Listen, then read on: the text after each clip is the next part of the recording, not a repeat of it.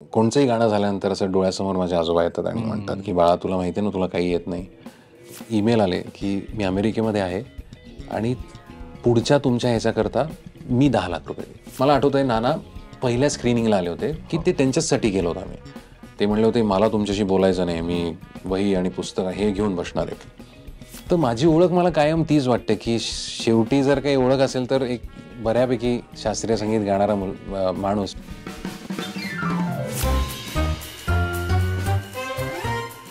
नमस्कार, कॅचअपच्या नव्या कोऱ्या भागात आपल्या सगळ्यांचं स्वागत. आज आपल्या सोबत आहेत राहुल देशपांडे. राहुल गायक आहे आणि जगभरात जे गायनप्रेमी आहेत त्यांचा तो आवडता गायक आहे. तो स्वतः सुद्धा बऱ्याच गोष्टी करत असतो, पण आता त्याने काही गोष्टी करायचे थांबवलेल्या आहेत. तर ते का, आपण त्याला ते विचारूयात. राहुल, स्वागत आहे तुझं कॅचअप या आमच्या कार्यक्रमामध्ये. थँक्यू. सुरुवातीलाच तुला एक गिफ्ट द्यायचं आहे. बी बिरबल यांनी काही प्रॉडक्ट्स लॉन्च केलेले आहेत, तर ते मी तुला देणार आहे. आणि त्यांनी कॅलेंडर काढलेलं आहे. 2025चं हे कॅलेंडर आहे, ज्यामध्ये पुलंचे म्हणजे पुलंनी जी कॅरेक्टर्स लिहिली, ज्या व्यक्तिरेखा लिहिल्या, त्यांचे कॅरिकेचर्स आहेत. सुंदर. आणि हे लखनौचे पोस्ट कार्ड.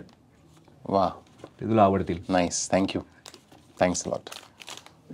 तुम्हाला माहिती आहे की पुलंचा तुझ्यावर जीव होता केवढा तरी, आणि त्यांच्याच सांगण्यावरून तू पूर्ण वेळ गायन करायला सुरुवात केलीस. तो किस्सा अर्थात सगळ्यांना माहिती आहे. त्यानंतर तू गायनात खूप पुढे गेलास, अभिनयात आलास, यूट्यूबमध्ये आलास. पण गेल्या काही काळात जर आपण पाहिलं तर तू यूट्यूबवर असं जाहीर केलंस की मी आता ब्रेक घेतोय. तर मी सुरुवातीलाच तो प्रश्न विचारतो की तू ब्रेक का घेतलायस यूट्यूबमधनं? मी आता आय थिंक माझ्या चॅनलवरती साधारण 400-450 व्हिडिओज आहेत आणि 455 व्हिडिओज आहेत. ओ ग्रेट. सो साधारण जेव्हापासून लॉकडाऊन झाला 2020 साली, तेव्हापासून मी आधी बुधवार आणि शनिवार असा यायचो आणि नंतर मग फक्त शनिवारी असं चालू केलं आणि मी एकदाही ब्रेक नाही घेतला. आणि ऑल ऑफ अ सडन मला असं वाटलं की आता कंटाळा आला, बास करावं.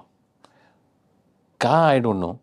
गाणी करून ठेवलेत मी अजून काही, आणि मला यायचं आहे का? हो, मला यायचं आहे, पण अजून काही वेळाने मी परत एकदा सुरू करीन.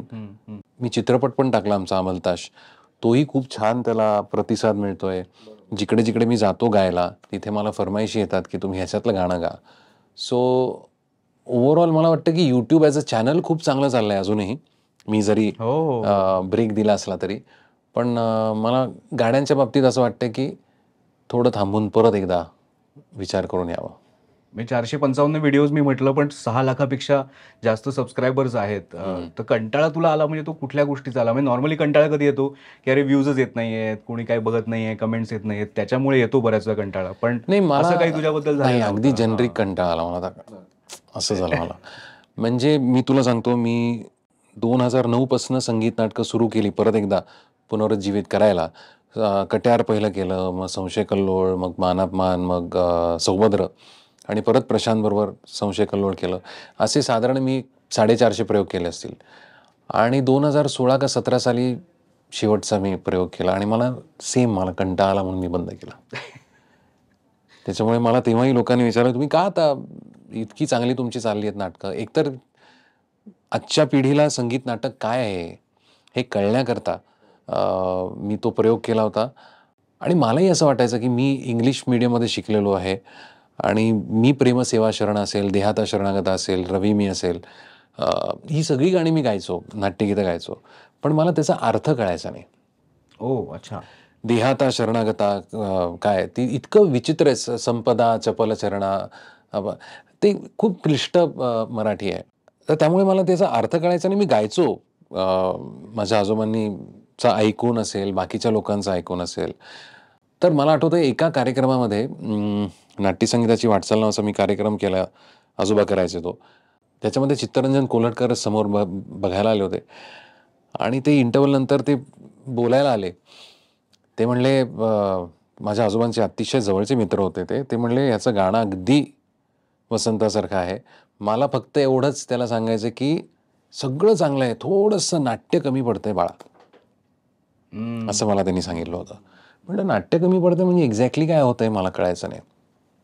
पण मी जेव्हा संगीत नाटक म्हणजे मी जेव्हा धैर्यधर म्हणून उभा राहिलो, तेव्हा मला देहाता शरणागता काय किंवा प्रेमसेवा काय, चंद्रिका ही सगळे अर्थ मला अंतर्बाह्य कळले. वा. आणि त्यामुळे मला असं वाटतं की मी एक प्रगल्भ झालो, एक गायक म्हणून पण, म्हणजे गायक म्हणून माझ्यावर खूप परिणाम झाला आणि व्यक्ती म्हणून.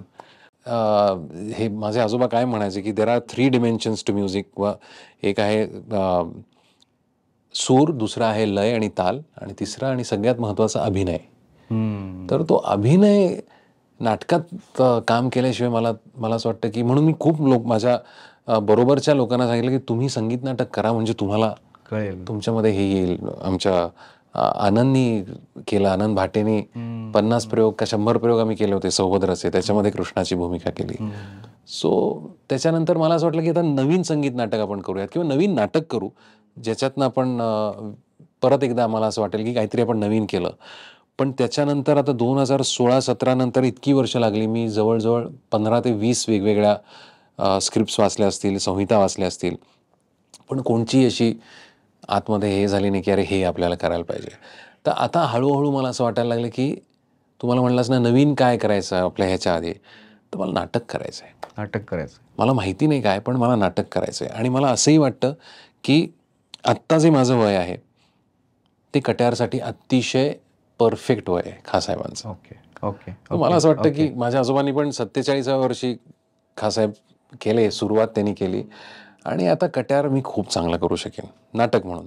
तर मर्यादित काही प्रयोग करायचे असतील तर मला ते करायचं आहे, आणि मला मान अपमान अशी 2 नाटकं परत एकदा ओके. खरंच इच्छा आहे करायची. पण तरी तू एकीकडे नवीन नाटकं वाचण्याचा तुझा नाही, दॅट इज माय प्रायोरिटी. नवीन नाटक हे आहेच आहे, पण हे वेगळ्या पद्धतीने अजून एक्सप्लोर करायचं मला. पण हे नवीन सहज नाटक जे आहे ते संगीत असावं किंवा असं काही तुझं? ऍक्च्युली संगीत असलं तर काहीतरी एक व्हॅल्यू ॲडिशन आहे माझ्याकडनं, बरोबर. त्याच्यामुळे संगीत असावं. पण ते जुन्या संगीत नाटकात सारखं असेल का, तर मला असं वाटतं की मे बी नसेल. तू खूप छान सांगितलंस की तुला ते अर्थ माहीत नव्हते आणि जेव्हा तुला ते कळले तेव्हा तुला त्या गायनात म्हणजे गायनाची पण मजा आली. आपण असं म्हणूया की त्या गायनाला एक अर्थ निर्माण झाला. Correct. तर आणखीन एक त्या YouTube चॅनलवरती तू भजनं आहेत आणि अनेक गाजलेल्या गायकांची गाणी, म्हणजे मोहम्मद रफी आहेत, किशोर कुमार आहेत त्याच्यामध्ये, ही जी सगळी कव्हर सॉंग्स ज्याला म्हणतात, तर त्याचा काय नेमका अर्थ असतो आणि कॉपीराईटचा इश्यू येत नाही का त्याच्यामध्ये? मला बरेच वेळा एकतर हे पैशांकरता कधी केलंच नाही, तो डोक्यात पण विषय नाही आला.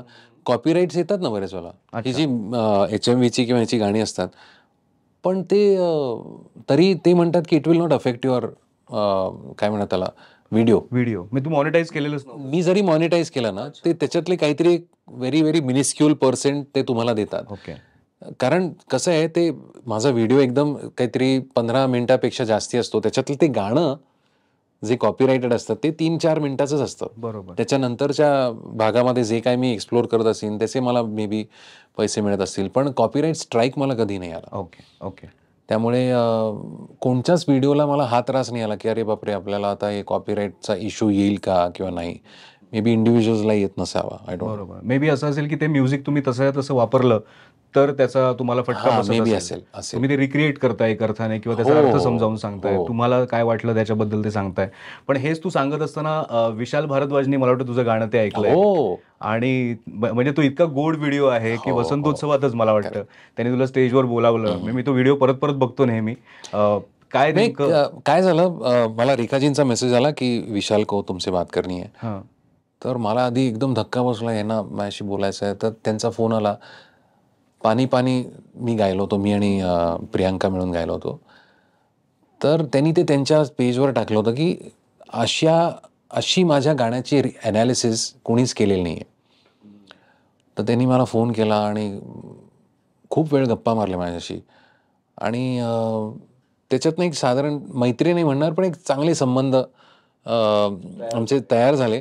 आणि मी त्यांना म्हटलं की असं असं मी वसंतोत्सव करतो, रेखाजी येऊन गेल्या आहेत, तर माझी इच्छा आहे की तुम्ही यावं गायला. म्हणलं अरे मी तर म्युझिक डिरेक्टर आहे माझं. म्हणलं नाही, मला तुमचं एक्सप्रेशन आवडतं जे तुम्ही गाता. तर ते आले आणि तेव्हाचा तो किस्सा आहे की ते म्हणले राहुल मुझे तुम्हें बुलाना है स्टेज पे. आणि त्यानंतर आमचे खूप चांगले संबंध झाले.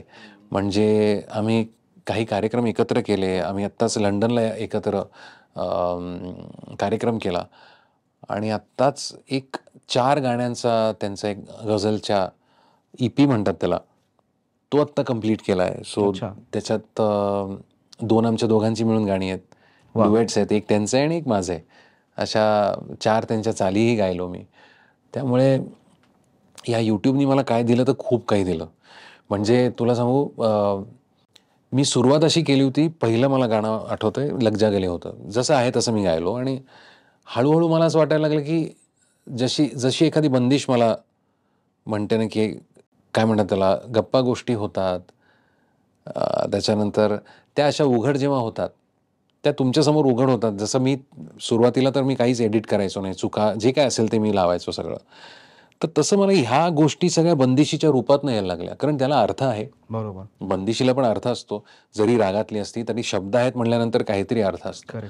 तर त्या पद्धतीने जेव्हा ह्या गोष्टी माझ्या डोळ्यासमोर आल्या, मला असं वाटलं की का नाही गप्पा मारायच्या? म्हणजे आत्तापर्यंत असं होतं की संगीतकारांनी केलेलं गाणं, गायकांनी गायलेलं गाणं त्या चित्रपटाकरता तसंच्या तसं तुम्हाला गायला पाहिजे. बरोबर. आय डोंट नो, असा एक दंडकच होता का? मला माहिती नाही. आणि मला मुद्दामून तो मोडावासा नाही वाटला. पण मला असं वाटतं की जर एखाद्या संगीत नाटकातलं नाट्यपद जे नाटकामध्ये असतं आणि जे आपण मैफिलीत गातो त्याचा जमीन आसमानचा फरक असतो. बरोबर. ते त्या नाटकाचा जेव्हा भाग असतं तेव्हा फक्त ते नाटक पुढे नेण्याकरता असतं. ते एक डिव्हाइस म्हणून वापरलेलं असतं. सो त्याची किंमत तेवढीच असते तिकडे. Correct, correct. पण ते जेव्हा मैफिलीमध्ये येतं तेव्हा ते रसिकांच्या हळूहळू ते खुलत जातं. रसिकांच्या रिस्पॉन्सवरती एकत्र मिळून ते खुलत जातं. बरोबर. तसं जर हे गाणं माझ्या डोळ्यासमोर येतं आणि हे असं म्हणते की अरे हे बघ, हे पण करू शकतोस का रे, असंही होऊ शकतं का? आणि मग मी ते करायला लागलो आणि माझ्या डोक्यात हे काहीच नव्हतं की लोक काय म्हणतील ह्याला किंवा ह्या विचाराने मी केलं नाही ते. आणि मला एकदा बाळासाहेबांचा फोन आला, कारण मी मॅक्सिमम गाणी बाळासाहेबांची गायले. ओके. बरोबर. म्हणजे हृदयनाथजींची, लताजींची किंवा आशाताईंची जास्तीत जास्त गाणी गायलो किंवा त्यांनी स्वतः गायलेली बाळासाहेबांनी. त्यांचा फोन आला मला आणि मी खूप घाबरलो की देशपांडे, तुम्ही माझी गाणी गाता, दीदीची पण गाता, आशाताईंची गाता. मला आतमधनं असं झालं की चुकलो बाबा, काहीतरी मी गुन्हा केलाय की काय. पण ते म्हणले नाही, मला एवढंच सांगायचं की तुम्हाला जे हुडकायचे ते तुम्हाला कळलेलं आहे, मला बाकी काही नाही बोलायचं, तुम्ही परफेक्ट बरोबर रस्त्यावरती आहात. मग घरी बोलून घेतलं आणि इतकं कौतुक केलं माझं त्यांनी की ह्याच्यातनं एवढंच कळतं. कारण कसं आहे ना की अमोल, शास्त्रीय संगीतामध्ये मला माझा विचार काय आहे हे साधारण 40शी नंतर तुम्हाला तुमचा विचार म्हणून तो मांडता येतो. आता माझ्या गाण्यावरती इम्पॅक्ट सगळ्यात जास्ती असेल तर आजोबांचा असेल, कुमारांचा असेल, भीमसेनजींचा असेल, किशोरीताईंचा असेल, मुकुल शिवपुत्रांचा असेल. अर्थात, कारण मी त्यांच्याकडे शिकलो, तो सगळ्यात जास्ती आहे. पण हे मी बाकीची नावं एवढ्याकरता घेतली कारण ही ऐकलेली इम्प्रेशन आहेत सगळे. सो त्याच्यातनं कुठेतरी बाहेर पडून अरे असं पण होऊ शकतं का, हे होऊ शकतं का. आणि जेव्हा आपण तसंच जरी केलं तरी पण ते तुमचं म्हणूनच येतं. तसं आपल्या लॉकडाऊनमध्ये लताबाई असतील, आशाताई असतील किंवा मेहदी हसन असतील, गुलाम अली खां साहेब असतील, जगजीतजी असतील, रफी साहेब असतील, किशोरदा असतील, ही सगळी लोक माझ्यासमोर ह्या इम्प्रेशनसारखी यायला लागली आणि मी हे कधीच एक्सप्लोअर केलेलं नव्हतं.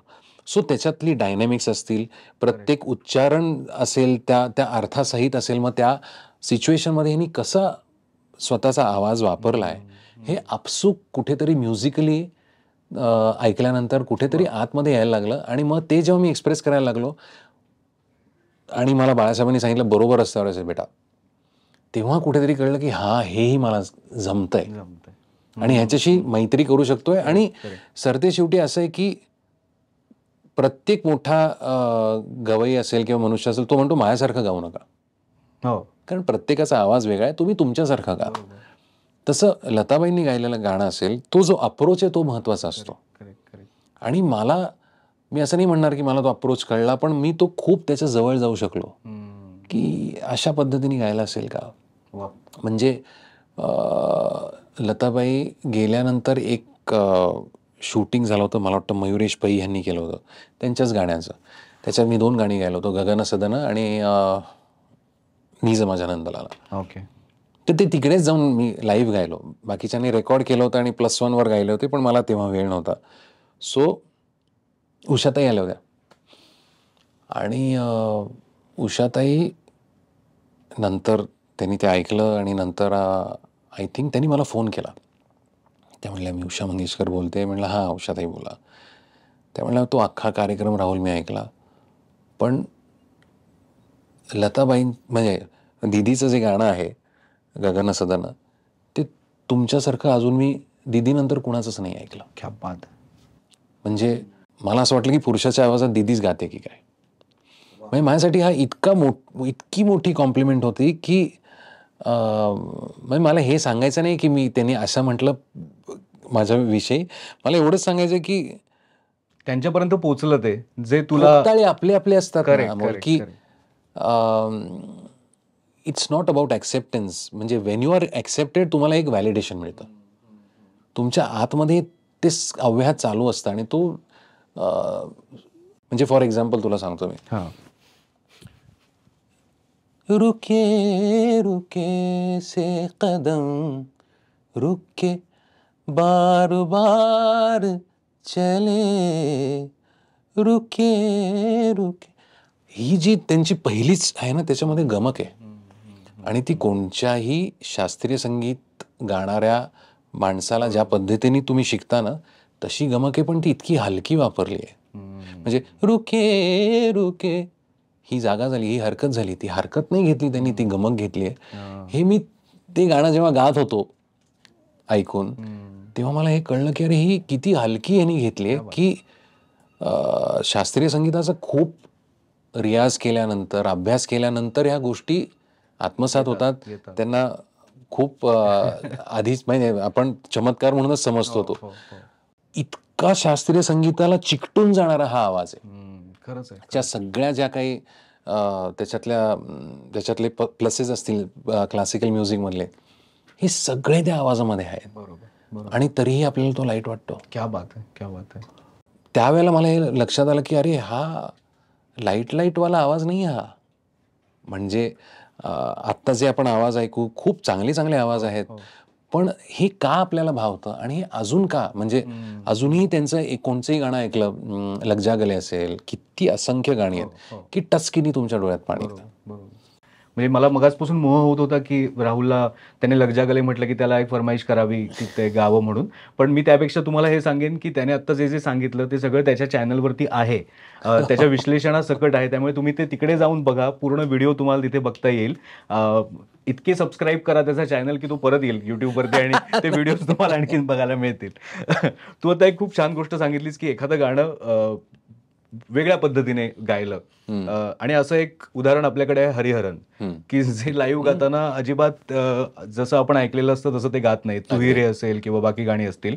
आणि त्यांची तू मुलाखत घेतलीस जी तुझ्या चॅनलवरती आहे. पॉडकास्ट मध्ये तू आलास. तो तुझा अनुभव कसा होता ते आधी आम्हाला ऐकायला आवडेल. की खूप मी धास्ती होती मला, कारण मी पॉडकास्ट कधी केला नव्हता व्हिडिओचा. पण तुला माहिती, कुणालाच माहिती नाही, मी ऑडिओ ब्लॉग्स करायचो 2015 का 14 साली. 14-15 साली मी साधारण एक 22 का 30 एपिसोड केले होते. आणि त्याचा एक निश ऑडियन्स होता. मी फक्त एखादा राग आणि त्याच्याविषयी मला काय वाटतं, मग गझल असतील किंवा गुरूंविषयी माझ्या, असे मी वेगवेगळ्या विषयांवरती नुसतं बोलायचो आणि गायचो जे मला वाटायचं ते. मला तेव्हा एक लक्षात आलं होतं की आपण प्रीच करायचा प्रयत्न करतो ना, की काहीतरी सांगायचा, त्याच्यातनं लक्ष निघून जातं लोकांचं, कोणालाही ऐकायचं नसतं. ते जे आतून तुमच्या येतं, एखादा तुम्ही संवाद करत असता किंवा जस्ट तुमच्या गप्पा जरी असल्या ना, आपण एकमेकांच्या आतला गप्पा मारतोय, काही ठरवलेलं नाहीये, त्याच्यात इंटरेस्ट असतो लोकांना. As long as you are very very honest to yourself. म्हणजे आर्ट वगैरे मी सोडूनच देतो, तुम्ही माणूस म्हणून तुमच्याशी किती प्रामाणिक आहात हे जितकं सहजपणे बाहेर येतं ना, तितकं ते लोकांपर्यंत सहज पोचतं. आणि हा जेव्हा मी व्हिडिओ ब्लॉग करत होतो, सॉरी पॉडकास्ट म्हणून हरिजींबरोबर, तेव्हा एकही प्रश्न ठरलेला नव्हता. ज्याने आमचा पिक्चर डिरेक्ट केला सुहास देसले, अमलताश, त्याचा अट्टहास होता की आपण हे करूया. आणि मी म्हणलं अरे मी थोडासा अभ्यास करतो. म्हणला मुळीच नाही. तेच झालं की त्यांनी इतकी खुलले स्वतः, कारण प्रत्येकाला काहीतरी सांगायचं असतं. आता मी जसं तू एखादा एवढंच काहीतरी विचारल्यानंतर मी एवढं बोललो ना की प्रत्येकाला काहीतरी बोलायचं असतं, सांगायचं असतं, आणि त्याला फक्त तेवढंच आपण काय म्हणतात त्याला बोलतं गेलं पण नाही. आपण तेवढंच जर एक चॅनल त्याला दिला, चॅनलाइज केलं. बरोबर. तू म्हणालास तसं हरिजी एक तर शोधक वृत्तीचे आहेत, अतिशय सारखा त्यांचा तो शोध चालू असतो आणि त्यामुळे त्यांचं गाणं प्रत्येक खेपेला ते वेगळ्या पद्धतीने मांडतात, कारण ते सारखे त्याच्यावरती असतात. हो हो हो. कारण मी त्यांना इतक्या वेळेला नंतर भेटलो, मला म्हणले की राहुल तू येत का नाहीस, तू ये माझ्याकडे. म्हणजे येतो, मला खूप आवडेल तुमचं समजून घ्यायला अमुक तमुक. ते म्हणजे तुला काही अपॉइंटमेंट काही नाही, मला फक्त सांग, मी मुंबईला आलोय, आपण बसू. सो ह्याच्यातनं तुम्ही एक कलाकार म्हणून आणि माणूस म्हणून कसे आहात हे पण कळतं की अरे तू ये, आपल्या काहीतरी ज्या होतील ते म्युझिकलच होतील ना गप्पा. बरोबर. सो त्यामुळे मला त्यांच्याशी बोलायला, गप्पा मारायला मला खूप जास्ती मजा आली आणि शिकायला खूप मिळालं. त्यांच्याकडनं खूप शिकण्यासारखं आहे. बरोबर. नाही, तू हे सांगितलंस ते बरोबर आहे, पण कसं असतं ना की प्रश्न विचारणारा सुद्धा महत्त्वाचा असतो. जेव्हा तू हरिजींशी बोलतोयस, त्यामुळे बघणाऱ्यांना सुद्धा असं होतं की अरे काहीतरी आपण चांगलं आपल्याला बघायला मिळेल आणि ते सुद्धा अर्थातच तितकेच खुलून तुझ्याशी बोलतील. तो सुद्धा पॉडकास्ट तुम्ही नक्की बघा. मी सांगतोय तुम्हाला राहुलचा इंटरव्ह्यू, म्हणजे तो पुढचंही पॉडकास्ट आणेल. तू पुन्हा एका पॉडकास्टमध्ये थांबलास त्याच्यामध्ये. तर मी असं वाटतं ना तुझ्याकडे बघून किंवा तो चॅनल बघून की तू एक्सपेरिमेंट करतोयस किंवा एक्सप्लोर करतोयस आणि तुला वाटलं की तू थांबलास असं. पण असंच असावं ना की त्याच्यात जोपर्यंत तुम्हाला करावं असं वाटतं, जोपर्यंत व्यक्त व्हावं असं वाटतं, तो बरोबर तेवढंच व्हावं. म्हणजे मला बऱ्याच वेळा प्रश्न असा पडतो की मी शास्त्रीय संगीत, म्हणजे जसं भाई काकांनी मला सांगितलं की तुझं देणं त्या 2 तंबोऱ्यांच्या करता आहे, त्याच्यामध्ये बसलेलं बघायचं आहे. तर माझी ओळख मला कायम तीच वाटते की शेवटी जर काही ओळख असेल तर एक बऱ्यापैकी शास्त्रीय संगीत गाणारा माणूस. पण मला ह्या गोष्टी करायला आवडतात, मला नाटक करायला आवडतं, मला अभिनय खूप आवडतो, मला चित्रपटातला अभिनय खूप आवडतो. म्हणजे नाटकातली गोष्ट वेगळी आहे, पण मला चित्रपटातला अभिनय करायला खूप आवडतो. मग तो अमलतास असेल किंवा मी वसंतराव असेल. पण तू मला विचारलंस मला अभिनयच करायचा आहे का, तर नाही. माझं काम गाणं आहे, मला माहिती आहे. पण ह्या गोष्टी मला सगळ्या खूप करायला आवडतात. मला यूट्यूबवरती माझ्या पद्धतीने मला गाणी गायला आवडतात, असं म्हणतो मी आता. आणि या सगळ्या गोष्टी मला वाटतं की लोकांनी डोक्यावर उचलून धरल्या की त्याच्यातला मला वाटतं त्यांना खरेपणा कळला असेल किंवा एफर्ट कळला असेल की दे अप्रिशिएट द एफर्ट. हा ब्लॉग मी it was not a part of a series, मी करू शकलो असतो, पण मला ते परत त्याच्यात कंटाळा येतो की मग बेतलेलं काही असेल ना की अरे आता ह्याच्यानंतर हा प्रश्न, आता ह्याच्यानंतर कोण असेल, मग आता हे असतील, मग ह्यांना अमुक प्रश्न, मग रॅपिड फायरच आणि काय मला त्याच्यामध्ये काही मजा नाही. म्हणजे नेहमी मला असं वाटतं की तू वसंतरावांचा नातू आहेस, त्यांचा प्रभाव तुझ्यावरती आहे, गायनाचा प्रभाव आहे, अभिनयाचा सुद्धा प्रभाव आहे, आपण असं म्हणूया. पण कुठेतरी ना भाई काकांचा प्रभाव तुझ्यावर जास्त वाटतो, कारण त्यांनी जसं इतकं वेगवेगळं एक्सप्लोर केलं, टीव्ही त्यांनी केला, त्यांनी प्रवास वर्णनं लिहिली, लेखन जरी त्यांनी केलं असलं तरी त्याच्यानंतर त्यांनी पुढे एकपात्री प्रयोग जो आहे तो यशस्वी केला, कथाकथन यशस्वी केलं. सगळ्या क्षेत्रात त्यांची अशी मुसाफिरी जी होती, तर तसंच तुझ्या बाबतीत घडताना दिसतंय की तू ठरवतोस की मला आता हे पण एक्सप्लोर करून बघायचं, ते तू करतोस. अभिनयाबद्दल आता आपण बोलायलाच पाहिजे, सगळ्यात महत्त्वाचा विषय. आणि अमलताश हा इतका सुंदर सिनेमा काय झालं, युट्यूबवर तो का टाकावा लागला? मला माहिती आहे तू थोडक्यात सांगितलंयस त्याचं कारण, पण तरी थोडं अजून सविस्तर नाही. सविस्तर म्हणजे जे सांगितलं तेच आहे की सगळे आपले मित्रमंडळीच आहेत आणि म्हणजे मला बिटरनेस नाही अजिबात की कोणी घेतला नाही. बरोबर, त्यांचे काहीतरी कारण पॉलिसी ठरले त्यांची, पॉलिसी असेल, कारण असतील, व्हॉटएव्हर. पण असे आपण अनेक चित्रपट बघतो की हे काय आहे तिकडे, असं आपल्याला वाटू शकतं. अर्थात हा अतिशय एक पर्सनल तुमचा हेतू किंवा विषय असेल की मला हा आवडला नाही पण लोकांना आवडू शकतो वगैरे, व्हॉटएव्हर.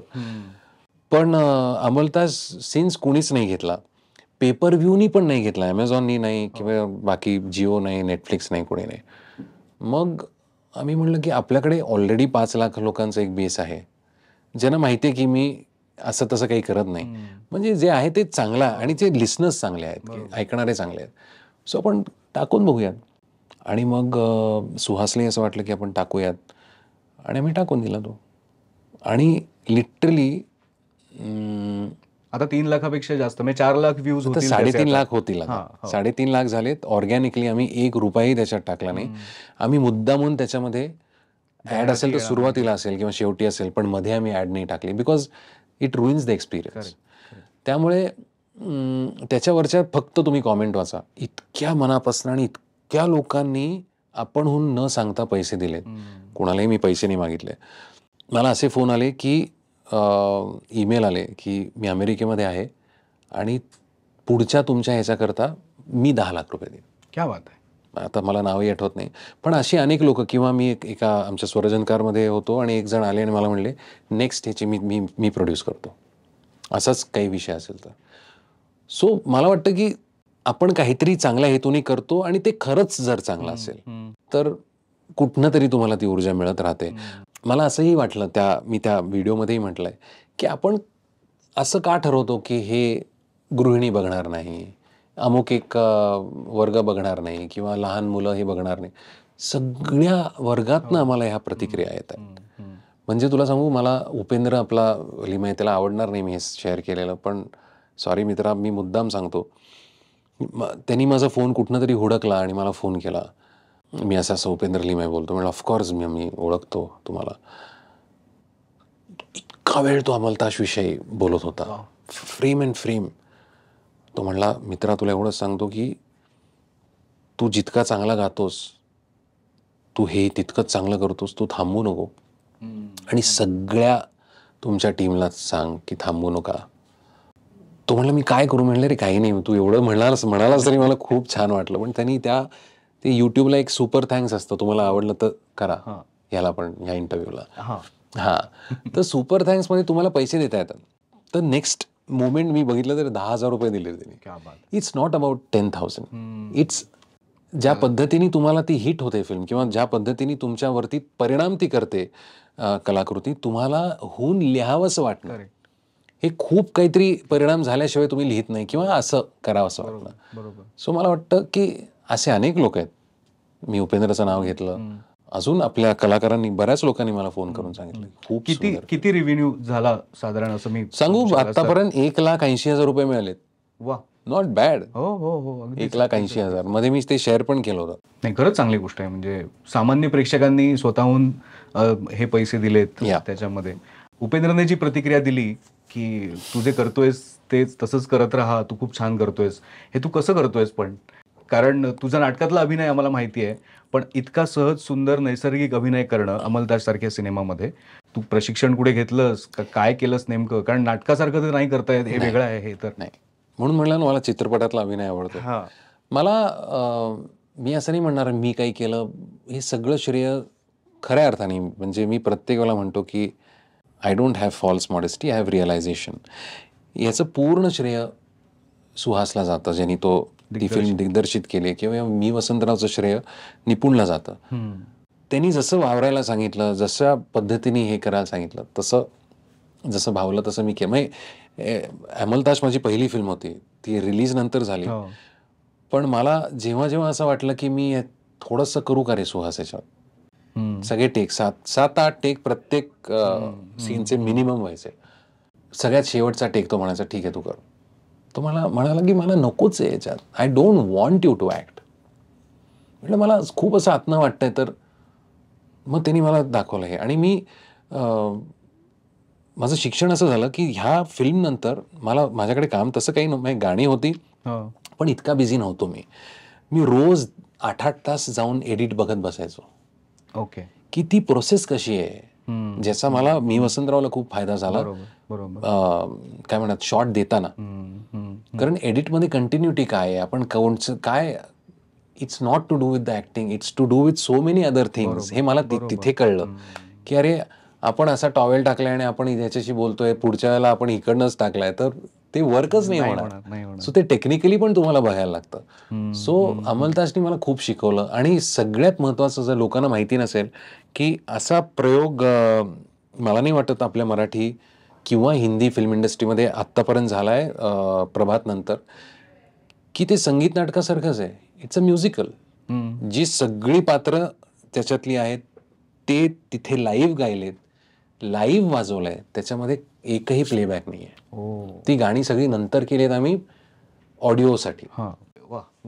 त्याच्यामध्ये काही सिंग साऊंड आहे फिल्म. बरोबर. मला तर माहित नाही, पण त्यातली जी पल्लवीची आजी जी आहे हा, पल्लवीची आजी, ती हो. सुद्धा कॅरेक्टर असं आहे की तिला संगीताची आवड आहे, अगदी, तिला अगदी, कळतंय अगदी. त्यातलं हो. इतकं ते संगीतात काय म्हणतो आपण अगदी. त्याला गुंफलेलं असं अगदी, सगळं अगदी. ते ती कहाणी आहे. किती शिकलो माहितीये मला ते पियानो ट्यून करायला मी हो. 2-3 वेळा ते येऊन मला आपले शिकवत बसले होते.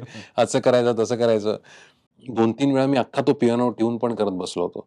सो शिकायला खूप मिळालं त्या फिल्ममध्ये. नाही आणि आम्हाला असं वाटत होतं की तुला येतं ऑलरेडी पियानो ट्यून बिन नाही, मग करता. मी ते जेव्हा केलं ते कॉन्फिडेंटली केलं, कारण त्याच्या आधी खूप वेळा मी करून बघितलं होतं ते कसं करायचं. तू आता एक गोष्ट सांगितलीस की मी सुहासला सांगायचो की आपण एकदा अजून एक करून बघूया, अजून एक हो. करून बघूया. हे संगीताच्या बाबतीत पण आहे. तुझं रिसेंटली आता जे गाणं एक येऊन गेलं फर्स्ट क्लास दाभाडे मधलं, हो. घरं भरलेले, त्याचा हो. किस्सा मला असा कळला की तू 2-3 वेळा रेकॉर्डिंग केलंस त्याचं आणि तू दोनदा. स्वतःहून केलंस 2दा की नाही मी अजून एकदा करतो, नाही मी अजून एकदा करतो. खरं तर तुला काही गरज नाही, तू पार्श्वगायक आहे, संगीतकाराने सांगितलं असं असं करायचंय, तू गायलंस, त्यांना आवडलं, विषय संपला. मी जेव्हा ते ऐकलं ना गाणं, तेव्हा मला असं वाटलं की ह्याच्यापेक्षा अजून मी वेगळ्या डायनॅमिक्सनी हे गाणं अजून चांगलं होऊ शकेल. Okay, okay. जे आधी मी हा विचार करायचो नाही. संगीत दिग्दर्शकांनी सांगितलं, मी गायलो, he is okay, fine, I am fine, I have done my job. आणि मला वाटतं की त्याचं शिक्षण त्याचं जर मी कुणाला क्रेडिट द्यायचं असेल तर एव्हीला देईन मी, एव्ही प्रफुल्लचंद्र. ओके. कारण गोदावरी नावाची जी फिल्म येऊन गेली त्याच्यामध्ये मी एक गाणं गायलो होतो, खळखळ गोदा म्हणून. आणि पहिल्यांदाच त्याच्याकडे गायलो. मुंबईला गेलो होतो, आपल्या जितूची फिल्म होती, जितेंद्र जोशीची, त्यांनीच लिहिलेलं गाणं होतं आणि 2.5-3 तास मी ते रेकॉर्ड करत होतो. मी कधी मला इतका वेळ लागलेला नाही कोणत्या गाण्याला. आणि काही केला, ही वॉज नॉट हॅपी. मग तो मिक्सिंग रूममधनं येऊन आतमध्ये बसला माझ्याबरोबर, रेकॉर्डिंग रूममध्ये येऊन माझ्या समोर बसला.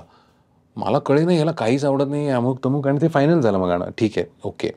मला वाटतं 2-2.5 महिन्यांनी मी मेसेज केला एव्हीला, कसं झालंय रे? तो म्हणला, छान दादा, चांगलं झालंय. तुला काही मी परत करावं असं वाटतंय का? तो म्हणला, कधी येऊ? म्हटलं कधी? मी पुण्यात आहे. तो दुसऱ्या दिवशी आला. परत 2 तास आम्ही रेकॉर्ड केला आणि ही वॉज सो हॅपी. तो म्हटला, दादा मला हेच हवं होतं. त्यांनी मला हे वेगवेगळे एरी व्हॉइस असेल, कशा पद्धतीने वेगवेगळ्या पद्धतीने आपण त्या माईक समोर आपण आवाज आपला एक्सप्लोर करू शकतो. It's all to do with that play. तर ते मला तेव्हा शिकायला मिळालं आणि मला असं वाटलं की ह्या गाण्यामध्ये स्पेशली इतकं सुंदर गाणं केलंय अमित राजनी. मला वाटलं मी ते करू शकतो, म्हणून मी परत त्याला बोलवलं आणि मग आम्ही ते जसं हवं तसं मी ते रेकॉर्ड केलं. आणि मला वाटतं it is one of the finest songs of that film. मी त्याची फरमाईश करू शकतो का? मला मी लिरिक्स लिहून आणलेत. क्या बात आहे, तुझं ना कौतुक आहे. सुरुवातीचे उंबरांगण शिवार ओसरी, हेच गोकुळन हीच माझी पंढरी, हेच गोकुळन हीच माझी पंढरी. झुंजू मुंजू असोबा दिवे लागणी, मायेच्या भिंती माझ्या या पाठराखिणी, घर भरलेले मन भरलेले, घर भरलेले मन भरलेले. क्या बात आहे. वा, लिहून आणलं त्याचा फायदा झाला. थँक्यू. आणि क्षितिजनी अप्रतिम गाणं लिहिलंय. हेमंतची फिल्म आणि अमित राज, पहिलं गाणं माझं अमित राजसाठी. वा वा वा. अभिनयाबद्दल अजून विचारायचं तर मी वसंतराव हा सिनेमा, तू तर मगाशी म्हणालास की अमलताज आधी शूट झाला, मग वसंतराव, आणि मी वसंतराव हा सिनेमा तुझ्यासाठी एखाद्या मिशन सारखा होता. आणि निपुणने खूप छान साथ त्याच्यामध्ये दिली, तुम्ही इतकी छान फिल्म बनवली, पण तो तितका त्याला आर्थिक यश मिळू शकलं नाही. आणि जेव्हा तो OTTवर आला तेव्हा अनेकांनी तुला फोन करून सांगितलं असेल किंवा आम्ही फेसबुकवर बघितलं की अरे हा थिएटरमध्ये बघायला पाहिजे होता. या सगळ्या काळात काय चालू होतं मनामध्ये? मला कळत नव्हतं असं काय होतंय. म्हणजे ऑनेस्टली मला असं खूप वेळा वाटतं की अमलताज लिमिटेड रिलीज केला होता, आम्हीच केला. आणि ज्या पद्धतीने तो 54 दिवस पुण्यात चालला, अर्थात त्याचे शोज जास्ती नव्हते, पण ह्याचं मला अजून ते गणित कळलेलं नाही आहे. तुला माहिती आहे, मी वसंतरावच्या आधी मी अख्खं महाराष्ट्र पिंजून काढलं होतं. मी वसंतराव करता मी कार्यक्रम केले होते ज्याला इतकी लोक आली होती. गोव्यात 3,000 लोक आली होती. औरंगाबाद असेल, नागपूर असेल, सोलापूर असेल, सगळीकडे कार्यक्रम केले होते. पण गोव्यात फिल्म लागलीच नाही. मडगावला कुठला तरी रात्रीचा शो लागला. कसं तू how do expect people to go? बरोबर. शोची टायमिंग इतकी वियर्ड होती काही काही की लोकांना जाताच नाही आलं. आणि मी ह्याचा दोष कोणालाच देत नाही. मला असं वाटतं की ह्याच्यावर आपला कंट्रोलच नाही आहे डिस्ट्रीब्युशनवर. चांगला सिनेमा बनवणं हे हातात आहे आपल्या. हां, आणि त्यांची काय गणितं असतात हे आपल्याला कळत नाही. ते बरोबर आहेत का चूक हेही आपल्याला कळत नाही. त्याच्यावरती आपण भाष्यही नाही करू शकत बिकॉज आपण त्याच्यात सुज्ञ नाही आहोत. करेक्ट. पण तू म्हणलंस तसं अनेक लोकांनी मला फोन करून सांगितले की this is one of the finest films. म्हणजे हिंदी पण, म्हणजे तुला सांगतो विशालजींनी, विशाल भारद्वाज, रेखाजींनी आम्ही एकत्र पाहिली फिल्म. त्यांनी मला सांगितलं होतं मला बघायची फिल्म. सो मी, निपुण आणि नेहा आम्ही तिघही गेलो होतो. 8 का 9 तास त्यांच्या घरी होतो आम्ही. जेवलो. ते प्रत्येक फ्रेम विषय निपुणशी चर्चा करत होते. मैं अगर होता तो ये ऐसा करता, तो तुम्हें ये क्यों सूझा, ऐसा क्यों किया तुमने. सो यू सो काय म्हणत ते म्हणले Rahul you are a very good actor. म्हटलं थँक्यू सर. किंवा नानानी पाहिली तेव्हा तो म्हणला तू जसा गातोस तसाच अभिनय करतोस वगैरे. आणि माझ्याकरता ही लोक फार महत्त्वाची आहेत. एस्पेशली नाना असतील. म्हणजे चुकून जर मला एखाद्या वेळेला चांगल्या अर्थाने शिवी दिली नाही तर मला असं वाटतं की काहीतरी चुकलो की काय मी. पण त्यांचं इतकं प्रेम आहे माझ्यावरती. आणि प्रत्येक गोष्ट आधी मी त्यांना सांगतो की मी हे करतोय बघा अमुक तमुक. सो ते मला आठवत आहे नाना पहिल्या स्क्रीनिंगला आले होते की ते त्यांच्याचसाठी गेलो होतो आम्ही. ते म्हणले होते मला तुमच्याशी बोलायचं नाही, मी वही आणि पुस्तक हे घेऊन बसणार आहे. तर आम्हाला खूप टेन्शन, मला आणि निपुणला.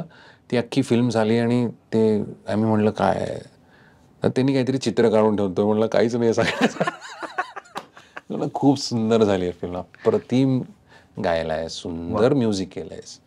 आणि त्या चित्रपटामध्ये पहिल्यांदा मी म्युझिक डिरेक्टर म्हणून पण पुढे आलो. कारण त्याच्या आधी खूप मोठे मोठे म्युझिक डिरेक्टर, एकांनी तर हो म्हटलं होतं, त्याच्यावर काम सुरू केलं होतं. अनफॉर्च्युनेटली त्यांना दुसरी हिंदी फिल्म आली, त्याच्यामुळे ती नाही झाली.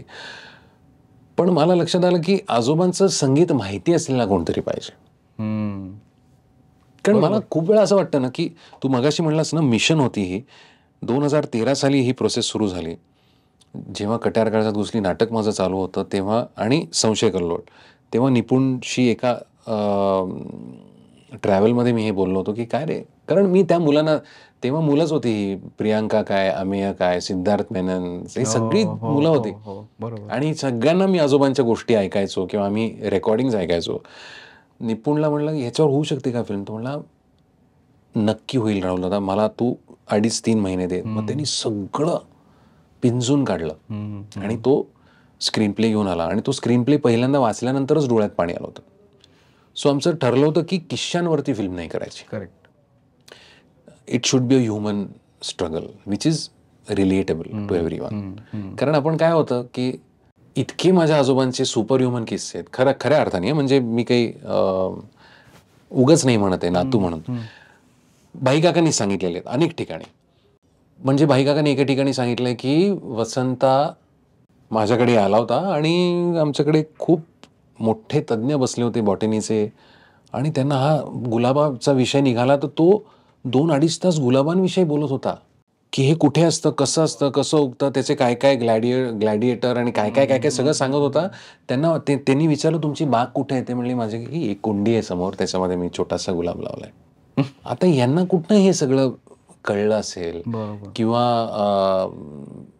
आपले तर्कतीर्थांबरोबर अनेक तास त्यांची चर्चा झाली होती, श्राद्ध या विषयावर, ह्याच्यावरती, अमुक तमुक.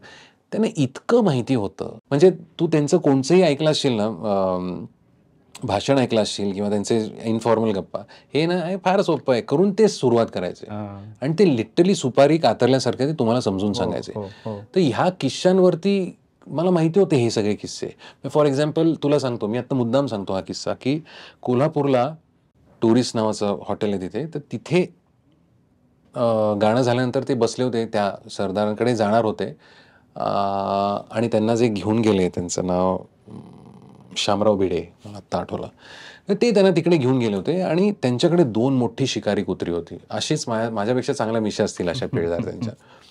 त्यांनी सांगितलेला किस्सा आहे शामरावांनी आमच्या घरी. तर ते म्हणले, फियाट होती माझी, मी चालवत होतो आणि वसंता शेजारी बसला होता आणि दार उघडून गेला तर ती कुत्री मोठीच्या मोठी, मला मी तिथल्या तिथे थिजलो की आता गेला वसंतरावांचं, म्हणजे काहीतरी होणार आता. आणि ते त्यांच्या हातातनं सुटली ती, त्या ते पटवर्धन का पाटण करत होते, ती सुटली आणि ती जोरात अंगावर आली माझ्या आजोबांच्या. आणि माझ्या आजोबांचं साधारण एक हत्ती जसं चालतो ना तसं हळूहळू चालायचं ते. आणि ते, रे काय रे तुझं नाव, कोण रे तू, करत करत त्यांनी शेपट्या टाकल्या आणि ते सरदारांच्या मिशा अशा झाल्या. ते म्हणले हे शक्यच नाही. ते म्हणले अहो माणसांमधला फरक कळतो जनावराला पण. आणि मग कुत्रा या विषयावरती रात्रभर ते त्यांना समजून सांगत होते, असं आहे तसं आहे, ही जात असते आणि अमुक आणि तमुक. मग शेवटी ती सह्याद्री गेली त्यांची, मग त्यांनी गाडी दिली त्यांना आणि पहाटे 5ला निघालं ते.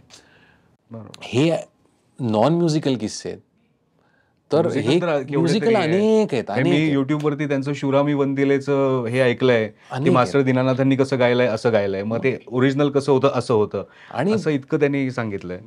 इतकं होतं. म्हणजे भाईकाकांनी सांगितलेली एक गोष्ट इतकी मला पटते की वसंताचा गळा त्याच्या मेंदूचा गुलाम होता. की जे इकडे येईल चमकेल ते खटकीने इकडे यायलाच पाहिजे. आम्हाला काय होतं, इकडे आल्यानंतर ना इथे प्रोसेसिंग होतं इथे की हे जाईल का, आत्ता गळा कसा आहे, अमुक अमुक, नॅनो सेकंडचं म्हणतो. पण आजोबांचं काय व्हायचं की 10-15 गोष्टी आल्यानंतर ह्याच्यातली काय टाकायची, ही त्याच्या पुढे ती, त्याच्या पुढे ती, त्याच्या पुढे ती. त्यामुळे ह्याच्यावर करायचं नाही असं ठरलं आमचं. आणि म्हणून ज्या गोष्टी कोणालाच माहिती नाहीत, ज्या गोष्टी फक्त आम्हाला माहिती आहेत, एक कुटुंब म्हणून, ज्या त्यांच्या शिष्यांनाही माहिती नाहीत, अशा ह्याच्यावरती तो. आणि मग थोडेसे जे काही किस्से होते, तो लावणीवाला किस्सा होता, तो पण भाईकाकाच होते तेव्हा. बरोबर. आणि भाईकाका आजोबांना खूप छान नाही चिमटे मारायचे की त्यांच्याकडनं बरोबर काढून घ्यायचे की तुला माहिती आहे हा पण सुंदर लावणी गातो, त्याच्यात तसं नाही दाखवलं. तर खरंच त्या बसल्या आणि त्यांनी सगळं काढून दिलं त्यांचं की, आणि वरनं ₹2 त्यांचे. तो इतका जबरदस्त किस्सा आहे. क्या बात आहे, क्या बात आहे. नाही खरंच हा सिनेमा सुद्धा जिओ सिनेमावरती आहे, तर तो सुद्धा नक्की बघा. पण अजूनही बघितलेला नसेल, ज्यांनी बघितला नाहीये ना, म्हणजे मला जिओवाल्यांना हे खूप कळकळीने सांगावंसं वाटतं, मी सांगितलंही अनेक वेळेला की भारताच्या बाहेर दिसत नाही ते, त्याच्यामुळे कुणालाही बघता आलेलं नाही भारताच्या बाहेर तो. बरोबर. सो आय होपफुली तो दिसेल कधीतरी. रिलीज करा आता तो. ऐकताय का? रिलीज करण्याची पद्धत आहे ना आपल्याकडे. ऐकताय का साने? पण हे जे आता मिशा वगैरे पिळल्यास ना तू, तर काही म्हणजे नवीन रोल येतोय, काय ऑफर झाली आहे तरी का द्यावं मला, बघा चांगला दिसतोय जरा, हे पण कमवलंय मी, द्या मला काहीतरी, करू शकतो मी चांगलं काम. पण नाही आलं ऑफर एखादं अमलताज बघून किंवा मी वसंतराव बघून काही ऑफर कोणी केली, कोणी विचारणा झाली? नाही, अशा पद्धतीने नाही. मला ना खूप लोक घाबरतात. हा, करेक्ट आहे. हो ना, हे सगळे हसतात. आता तुम्हाला सांगितलं, मी म्हणली येतो, हो, काही प्रश्न नाही. मला कळत नाही का लोक घाबरतात मला, पण मला माहिती नाही थोडंसं. नाही, पण सुरुवातीच्या काळात तुला सिरियल साठी सुद्धा विचारणा व्हायची. आता तेही म्हणजे मला तर सिरियल बिल नाही बाबा, तू करणार नाही ही गोष्ट वेगळी, पण ऑफर ते झालेली होती त्यावेळेला. नाही, मला विचारलं होतं पण मला त्याच्यात इंटरेस्टच नाही. बरोबर, बांधून घ्यायला होईल. आणि किती मग मी स्वतःला सांगतो की मी अरे गायक आहे, हे करतो, किती काय काय काय काय काय गोष्टी करायच्या. म्हणजे वसंत उत्सवात आहे ॲज अन ऑर्गनायझर, पण इतके आता तो मोठा झाला ते सगळं की ह्या सगळ्यांमधनं थोडासा वेळ. मी त्याच्याबद्दलच विचारणार होता की वसंत उत्सवचं तुझं पुढचं काय तुला प्लॅनिंग दिसतंय, की आणखीन कशा पद्धतीने तू ते वाढवणार आहेस? मला खूप इच्छा आहे की Vasant Utsav should be like a world festival where opera house असेल किंवा रॉयल अल्बर्ट हॉल असेल, कार्निगी असेल, अशा ठिकाणी तो छान दिमाखात साजरा व्हायला पाहिजे. म्हणजे मला आठवतंय, मी सुरुवातीला जेव्हा माझ्या डोक्यात होतं की आजोबांच्या व्यक्तिमत्वाला साजेल असं काहीतरी पुण्यात व्हायला पाहिजे. कारण म्हणजे खरंच त्या चित्रपटात जसं आहे ना, की गाणं हे गाणं असतं. त्याच्यामध्ये हे अमुकच चांगलं, तमुकच वाईट असं काहीही नसतं. प्रत्येकावर जितकं तुम्ही प्रेम कराल, तितकं ती गोष्ट तुम्हाला अजून अजून देत राहते. आणि असेच आजोबा होते. म्हणजे लावणी पण तितक्याच प्रेमाने गायचे, नाट्यसंगीत गायचे, शास्त्रीय संगीत गायचे, गझल गायचे, भजन गायचे, ठुमरी गायचे, टप्पा गायचे. या सगळ्या गोष्टी अतिशय लीलया गायचे. तर जेव्हा एक तो फेस्टिवल मला करायचा होता, तेव्हा मला असं वाटलं की ह्या सगळ्या गोष्टी आपण ह्याच्यात जे मला ऐकायला आवडतं. करेक्ट. म्हणून सगळ्यात पहिला वसंत उत्सव झाला. त्याच्यामध्ये झाकीरजी होते, शंकरजी होते, बाकी मोठा एक बँड होता, एल सुब्रमण्यम होते, त्यांनी साऊथ इंडियन क्लासिकल वाजवलं होतं, अबिदा परवीन होत्या, गुलाम अली खान साहेब होते, आणि त्यांच्यानंतर ह्या होत्या किशोरीताई होत्या, ज्यांनी तो संपवला. त्यामुळे खूप अशी लोक होती ज्यांनी पहिल्यांदा किशोरीताईंना ऐकलं. खूप अशीही लोक होती ज्यांनी गुलाम अली खान साहेबांना पहिल्यांदा ऐकलं किंवा अबिदाजींना पहिल्यांदा ऐकलं. आणि नंतर त्याची ओळख अशी झाली की काहीतरी आपल्याला छान वेगळं ऐकायला मिळेल. कट टू आता rock, to popular rock, to South Indian classical, to Indian classical, to instrumental, to गझल. असा तो प्रवास आत्ता ह्या वर्षीच्या मला जरा धास्ती होती की हे रॉक कसं. मला कधीतरी वाटतं की अरे आपण जास्ती पुणेकरांना गृहीत धरतो की काय, पण नाही, त्यांनी अतिशय मनापासून ऐकलं.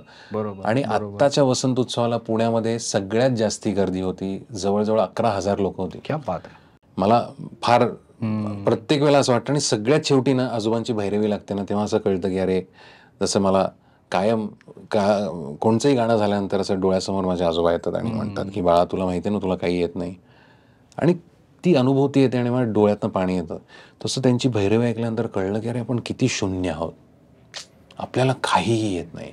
आणि ती जी खूप इच्छा आहे की मला जाणून घ्यायचं आहे, मला नवीन शिकून घ्यायचं आहे, समजून घ्यायचं आहे, आणि मग मला व्यक्त व्हायचं आहे. कारण मी कायम लहानपणापासून आजोबा माझ्या काय म्हणतात त्याला कुवती पलीकडचे आहेत. He is out of my reach. आणि मला असं कायम वाटतं की मी किती जवळ जाऊ शकेन, म्हणजे त्यांच्या आवाजाच्या नाही किंवा, पण त्यांची जी एक झेप होती ती जितकी उंच होती आणि जितकी मोठी होती, त्याच्या जवळ थोडंसं किती जास्ती मी स्ट्रेच करू शकेन. सो हा माझा कायम प्रयत्न असतो. नाही, मला शेवटी तुला एवढंच विचारायचं आहे की संगीत दिग्दर्शक म्हणून तुझं काय प्लॅनिंग आहे पुढचं, नवीन गाणी? मी आता 5 गझला केल्या आहेत, संगीतबद्ध केल्या आहेत, त्या मी गायलोय. त्या येतील आता. त्या ॲक्च्युली हरिजींनी त्याचं प्रकाशन केलं आहे, पण त्या अजून अपलोड व्हायच्या राहिल्या आहेत. ते आता we are figuring it out. त्या येतील. त्याच्यानंतर लंपन नावाची जी आता एक मध्ये त्याचं मी म्युझिक केलं होतं. सुंदर गाणी होती ती, रंगाने लिहिलेली सुंदर गाणी होती, आणि निपुणनी ती डिरेक्ट केली. सो अशा छोट्या छोट्या गोष्टी येत आहेत. मला खूप आवडतं. म्हणजे एकदा त्या संगीत दिग्दर्शनामध्ये मी घुसलो की मला दुसरं काही सुचतच नाही. एकेका गाण्याच्या मला 5-5, 6-6, 7-7 चाली, मग हे का. त्यामुळे मला ती प्रोसेस खूप आवडते, संगीत म्युझिक देण्याची. हे गझलांचं प्रेम कधीपासून सुरू झालं? मला लहानपणापासून. हो, म्हणजे तुम्हाला माहिती आहेत का मला माहिती नाही, पण डॉक्टर सुरेशचंद्र नाडकर्णी म्हणून माझ्या आजोबांचे अतिशय, ज्याला आपण जवळचे आणि भक्त म्हणूयात, त्यांनी उर्दूमध्ये PhD केलेली. ते स्वतः स्पोर्ट्स कॉमेंटेटर होते. त्यांनी खंड लिहिलेत ते. तर 10वी झाल्यानंतर मी एक 10 वर्ष रोज त्यांच्याकडे जायचो. आणि मग त्यांच्याकडून मला बेगम अख्तर असतील किंवा मीर असतील किंवा ह्या सगळ्यांची ओळख झाली. आणि इतकं जुनं मला ऐकायला मिळालं, आणि त्यांच्याबरोबर मी कार्यक्रम करायचो. पण त्याच्यानंतर मी स्वतःला बंद करून शास्त्रीय संगीत असं 12 वर्ष केलं होतं. आणि आता परत मला असं वाटतं की I go back to those times where I use to sing all of that, किंवा मला त्या गोष्टी आवडायच्या, त्या सगळ्या आता मी करतो. मग तुझ्या आईला तुझं गझल गायन जास्त आवडायचं? माझ्या आईला मी जे काय गातो किंवा आजीला ते सगळं, एस्पेशली माझी आजी. मला आठवत आहे, माझी आजी सवाई गंधर्वमध्ये गाणं झालं होतं, व्हीलचेअरवर होती बिचारी जेव्हा, ती आली होती. तर माझ्या आयुष्यामध्ये सगळ्यात क्लोज मी कोणाला असेल तर माझी आजी. म्हणजे माझे आजोबा, मी त्यांना भेटलो नसेल तरी आजी, आणि मग आई बाबा वगैरे, आणि बाकी सगळे. तर आजी कायम त्यांच्या शिष्यांना विचारायची की कसा गातो आमचा रावड्या.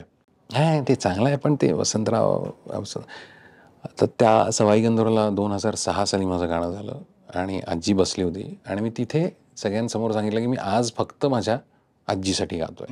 तिला ज्या गोष्टी आवडतात त्या मी गाणार आहे. आणि मी गायलो आणि मग आजोबांचे काही शिष्य खूप असं त्या काळातलं ते एक जोरदार असं गाणं झालं होतं. मला आठवतं आहे त्या वर्षी पहिल्यांदा कौशिकीजी पण गायला होत्या आणि त्या वर्षी पहिल्यांदा राकेशजींनी पण वाजवलं होतं. तो सवाई गंधर्व ते खूप सगळ्यांनी गाजवलेलं होतं. आणि ही सगळी मंडळी आली. ती म्हणली माझा रावड्या ह्यांच्यापेक्षा चांगला गातो. मला काय म्हणायची राहुल रावड्या. हां, रावड्या म्हणायची मला. ती म्हणली राहुल, मी तर त्यांचं नाव घेत नाही, खूप मोठे गायक आहेत, त्यांच्यापेक्षा मोठा गायक होतो. ठीक आहे. ते प्रेम मला असतंच म्हणजे. इतकं भरून येतं की प्रत्येक खेपेला वसंत उत्सव असताना मला तिची खूप आठवण येते. कारण तिची इच्छा होती की अशा पद्धतीने हे सगळं तू मोठा व्हावास आणि आता ते बघायला ती नाही. तू मोठा झालास, तू अजून मोठा होशील, मोठा होणार आहेस, त्याच्याबद्दल तुला शुभेच्छा आहेत. थँक्यू. आणि जसं त्याची आजी त्याला रावड्या म्हणायची, तर असे रावडी रोल त्याला मिळू दे. त्याचे मिशा बघा तुम्ही, त्याची फिजिक बघा आणि त्याला ते करायचे. तुला नाटकही लवकरात लवकर मिळू दे, एखादं चांगलं, आणि आम्हाला ते बघायला मिळू दे. तर त्यासाठी तुला शुभेच्छा. शेवट तुला कसा करावा असं वाटेल, मी तुझ्यावरच सोडेन. गझल गायलेली चालते का शेवटी? हो, असं काही भैरवी आता सध्या कोणी भैरवीनी सुरुवात करतात सध्या. आता काही उरलंच नाही यार. म्हणजे मला काही काही वेळेला असं वाटतं मी फार मोठा झालोय, पण ज्या व्हॅल्यूजनी मी मोठा झालोय, आता कधी कोणताही राग गाता. एनिवे, तर आपण गझलनी जर संपवायचं असेल, सितारों से उलझता जा रहा हूँ, सितारों से उलझता जा रहा हूँ, शब-ए फुरकत बहुत घबरा रहा हूँ, सितारों से उलझता जा रहा हूँ. वाह वाह वाह वाह. ही यायची आहे गझल अजून? आता येईल. आता येईल. हे एक्सक्लुझिव्ह होतं म्हणजे. Yes, first time. वा वा वा. थँक्यू राहुल. थँक्यू. मी तुझ्या चॅनलबद्दल बरंच काय काय बोललो, तर तू पण जाता जाता जर आमच्या चॅनलला सबस्क्राईब करण्याचं आवाहन केलंस तर मला आवडेल. ह्या चॅनलचं नाव सांगा ना. चॅनलचं नाव आहे अमोल परचुरे. तू कसं राहुल देशपांडे नाव ठेवलंयस, तसं मी अमोल परचुरे ठेवलंय. अमोल परचुरे अतिशय माझा खूप वर्षांपासूनचा खूप चांगला मित्र आहे. त्याच्या चॅनलला तुम्ही प्लीज सबस्क्राईब करा, शेअर करा आणि जितकं तुम्हाला बघता येईल आणि जितका तो आनंद वाटता येईल तितका वाटा. Yes. Thank you. Thank you Amol. Thanks.